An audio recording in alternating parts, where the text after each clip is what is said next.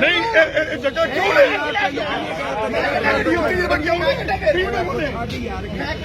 ਨਹੀਂ ਕਿਉਂ ਲੈ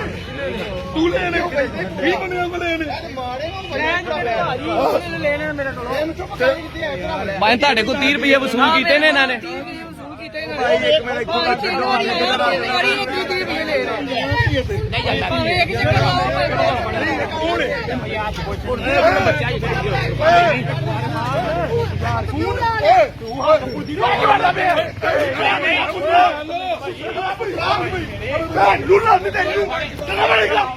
एक मिनट यार कौन है माली देख सकते कौन है नहीं जगह नहीं ड्रामा नहीं चलने देना बंदा भी तो देख कौन है बंदा लेके आया मैं गड्डियों कटा फिर यार नहीं इस बंदे ने 30 रुपये ले ने भाई किधर दिते ने मेरे को भी 30 रुपये मंगे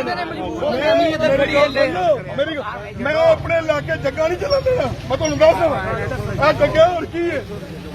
पूरे मेरी को 10 रुपए ये मजदूरी है ये जगह मालिक 10 रुपए सिर्फ 10 रुपए मैं तेन नहीं छड़ दीवारा ते ली है 10 रुपए नहीं तू उतरी क्यों ले ओ कौन तू कौन है ओए